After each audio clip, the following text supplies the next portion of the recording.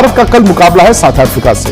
अभी 2024 का world cup final repeat हो रहा है, लेकिन जो कुछ सवाल भारत के लिए हैं वही हम आज तक पर आज उठाएंगे। सुनील गावस्कर भी रहेंगे हमारे साथ, क्योंकि भारत सुपर 8 को हल्का नहीं ले सकता। इस टूर्नामेंट से पहले इंडिया सबसे बड़ा प्रबल दावेदार था, फेवरेट था, लेकिन अभी तक इंडिया इस वर्ल्ड कप में 100% खेलता दिखा नहीं है। अभिषेक शर्मा 3 पारी हैं, 3 जीरो, ये भारत के लिए एक बड़ा चिंता का सबब है। हालांकि सूर्य कुमार यादव ने आज कहा है कि जो लोग अभिषेक की फॉर्म को लेकर चिंता कर रहे हैं, मुझे उनकी चिंता है। यानी कि टीम तो कॉन्फिडेंट है, लेकिन बात वही है कि कल का वो दिन होगा, कल की वो शाम होगी जहां पर अभिषेक का एक्स फैक्टर दिखेगा। कई और सवाल है भारत के सामने, मसलन लेफ्ट हैंडेड 6 बल्लेबाज हैं। आमतौर पर जब भारत की रणनीति बन रही थी T20 की, भारत अच्छी पाटे विकेटों पे खेल रहा था, 250 रन बना रहा था, तो जो 6 लेफ्ट हैंडर्स थे भारत की ताकत थे। अब इस वर्ल्ड कप में क्या हुआ है, थोड़ा सा स्लो पिचेस आई हैं, स्पिनर को मदद मिल रही है, स्पेशली सामने वाली टीमों ने ऑफ स्पिनर्स का इस्तेमाल किया है। और यहां पर सवाल आ जाता है कि क्या वो लेफ्ट हैंडर्स जो 6 भारत के हैं, कहीं वो भारत की ताकत की बजाय कमजोरी तो नहीं हो गए। लेकिन कई ऐसे सवाल हैं। सनी भाई मेरे साथ है। सनी भाई, सबसे बड़ा सवाल मैं आपसे यही जानना चाहता हूं कि हो गया लीग, अब क्योंकि सुपर 8 है, South Africa, Zimbabwe, West Indies, कम से कम 2 मैच इंडिया को जीतने हैं। मैं ये नहीं कह रहा हूं कि इंडिया को 2 ही जीतने हैं, अच्छी टीमें तो 3 जीतती हैं, लेकिन क्या ये इस वर्ल्ड कप का अब तक का सबसे बड़ा मुकाबला है? जी, आप बिल्कुल सही बात कर रहे हैं, क्योंकि शायद पाकिस्तान के बाद में अगर कोई टीम 2 टीमें भारतीय टीम को थोड़ी सी तकलीफ दे सकती है, वो है साउथ अफ्रीका और ऑस्ट्रेलिया। ऑस्ट्रेलिया तो है ही नहीं, ऑस्ट्रेलिया तो टूर्नामेंट के बाहर हो गई है। तो साउथ अफ्रीका के खिलाफ जो मैच होगी, और हमें ये भी याद रखना चाहिए कि साउथ अफ्रीका के खिलाफ जो T20 की 2024 की वर्ल्ड कप फाइनल हुई थी, वहां भी साउथ अफ्रीका रनर अप थी जी। तो साउथ अफ्रीका मतलब बड़ी अच्छी टीम है, वो एक मतलब बदला लेने की कोशिश करेगी भारतीय टीम के खिलाफ, और उनको भारतीय कंडीशंस का अनुभव भी है। अभी 1-1.5 महीने पहले वो इंडिया में थे, टेस्ट श्रृंखला उन्होंने जीती थी, वनडे क्रिकेट खेले थे, T20 क्रिकेट खेले थे, तो काफी अनुभव है उनको।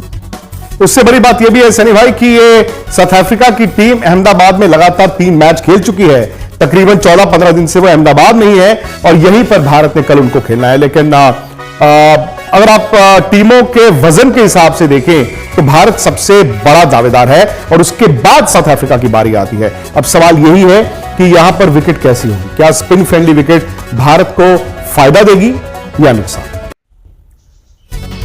तो आज प्रेस कॉन्फ्रेंस हुई, सूर्य कुमार यादव से कई सवाल पूछे गए, लेकिन बड़ी बात यह है कि उन्होंने फिलहाल यह साफ कर दिया है कि भारत अपनी ताकत के हिसाब से खेल रहा है।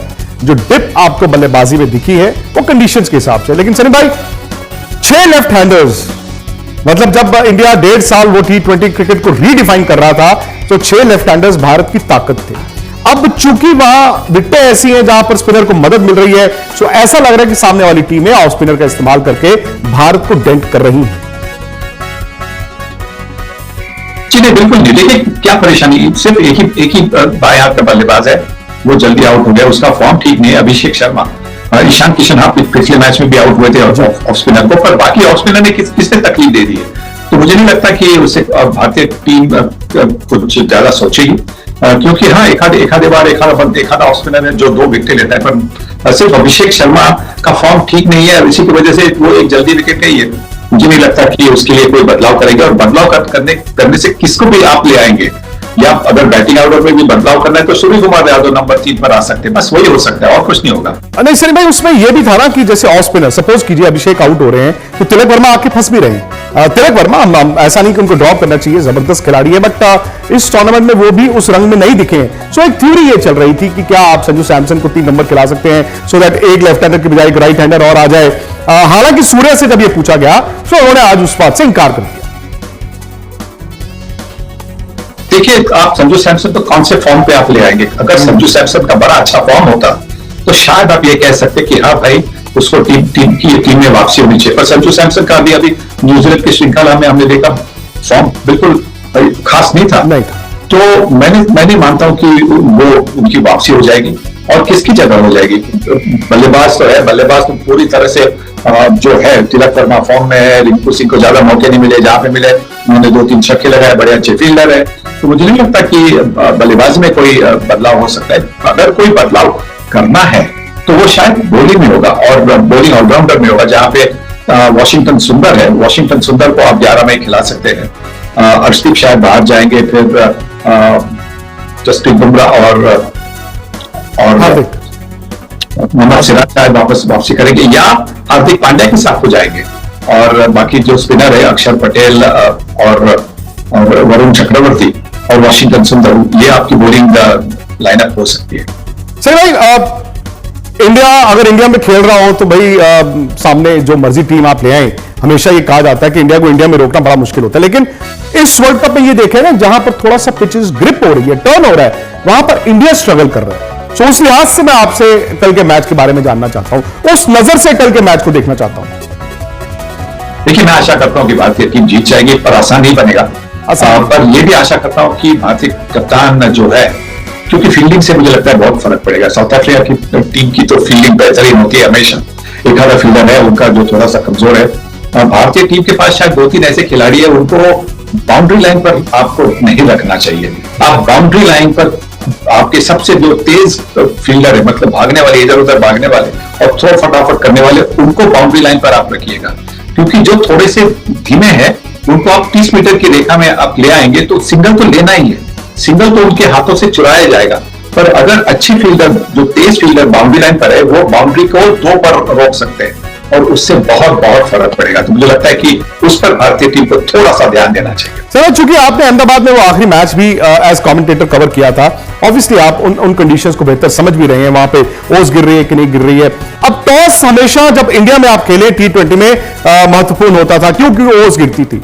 अब पता नहीं ओस है कि नहीं है, अब बता रहे हाइब्रिड पिच है, यानी कि ब्लैक सॉइल और रेड सॉइल का मिक्सचर होगा, थोड़ी सी बैटिंग के लिए बेहतर हो सकती है।